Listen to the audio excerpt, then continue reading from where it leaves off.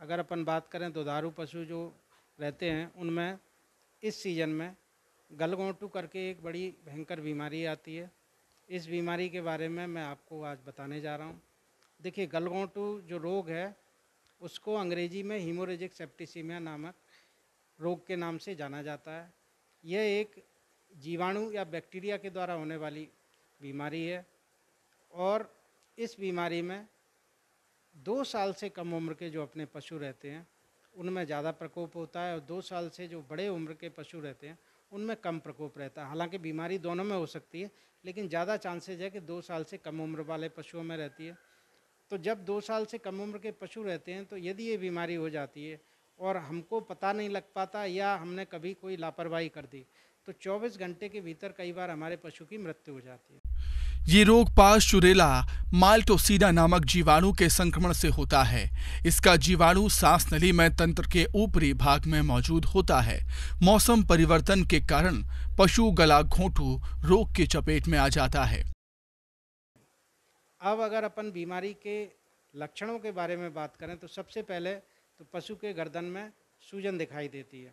वो सूजन पशु के गर्दन में पानी भरने की वजह से रहती है और इस सूजन के कारण जब पशु सांस लेता है तो उसके गले में घर्र घर्र की आवाज़ आती है। इस कारण इस रोग को घुरेरा या घुर्रका रोग भी ग्रामीण भाषा में बोला जाता है। यदि हम पशु के गर्दन के पास कान ले जाके सुनने का प्रयास करें तो आवाज़ हमको क्लियर कट सुनाई देती है। तो इससे हमें समझ जाना चाहिए कि हमें ये गलघोंटू रोग हमारे पशु को हो गया है। उसके अलावा पशु को 103 से 104 डिग्री फ़ारेनहाइट तक तेज़ बुखार रहता है। पशु की आँख लाल हो जाती हैं, आँख से पानी, नाक से पानी, मुंह से पानी, ये तीनों जगह से पानी का स्राव होने लगता है। पशुपालक भाइयों, यदि आपके किसी जानवर में गलाघोंटू रोग आ चुका है तो इस बीमारी को अन्य पशुओं में फैलने से रोकना तो जरूरी होता ही है। साथ ही साथ बीमार पशु का इलाज पर भी विशेष ध्यान दें। और ये जो स्राव है, जब पशु के जो फोमाइट्स कहते हैं इंग्लिश में, हिंदी में कहें, पशु का जो आसपास का वातावरण है, पशु के पीने के पानी के बर्तन है, खनौटा है, भूसा है, बेडिंग है या जो भी मटेरियल है, उनमें ये सब स्राव लिसित होता है, जिसके कारण कि बैक्टीरिया जो है इन चीज़ों में पहुंच जाता है और इसके कारण फिर स्वस्थ पशु जब इन चीज़ों के संपर्क में आता है तो इस बीमारी से ग्रसित हो जाता है। इस बीमारी से जब वो ग्रसित हो जाता है तो उसमें भी हमें वही लक्षण दिखाई देते हैं।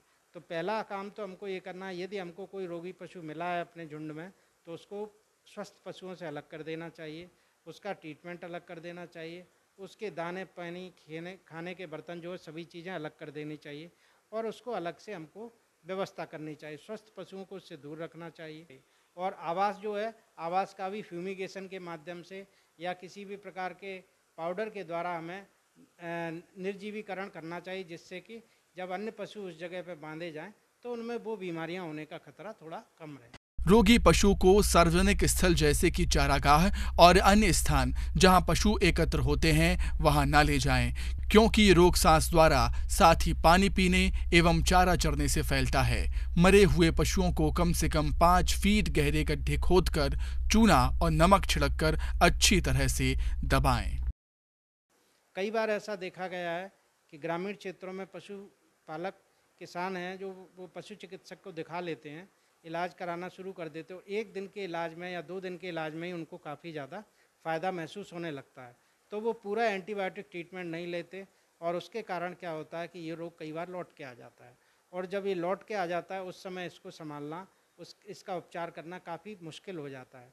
तो ऐसी परिस्थिति में किसान भाइयों से मेरा आग्रह है कि आप इसका प्रॉपर विधिवत 5 दिन तक एंटीबायोटिक उपचार द्वारा ट्रीटमेंट कराएं, तो इससे हमारा पशु बच जाता है। बीमार पशु के इलाज के लिए एंटीबायोटिक संवेदनशीलता परीक्षण विशेष रूप से आवश्यक है। इसके बाद भी पशु में एंटीबायोटिक दिया जाना चाहिए। पेनिसिलिन, आमोक्सिसिलिन, ट्रेटासाइक्लिन आदि इस रोग के लिए प्रभावी एंटीबायोटिक दवा हैं। इलाज से बेहतर बचाव होता है, इसलिए जरूरी है कि आप ऐसे उपायों को अपनाएं जिससे आपके पशुओं में घातक बीमारियां हो ही ना। हालांकि बरसात प्रारंभ होने से पहले गलघोंटू रोग का टीकाकरण सरकारी पशु चिकित्सालय में किया जाता है, लेकिन यदि किसी कारणवश ना हो पाए तो हमारी ये जिम्मेदारी बनती है कि हम बाज़ार से इसका टीका खरीद के अपने पशुओं को इसका टीकाकरण करा लें। जिससे कि हमारे पशु इससे बीमारी से बच जाएंगे। लेकिन यदि कोई रोगी पशु है तो रोगी पशु में इलाज किया जाता है, टीकाकरण नहीं किया जाता। टीकाकरण हमेशा स्वस्थ पशुओं में किया जाता है। लेकिन इसमें महत्वपूर्ण बात यह है कि पशु का टीकाकरण जो है प्रतिवर्ष हमको बरसात प्रारंभ होने के 1 से 2 हफ्ते पहले करा लेना चाहिए, जिससे कि हमारा पशु कम से कम इस बीमारी से 1 साल के लिए बचाव रहेगा और बच जाएगा।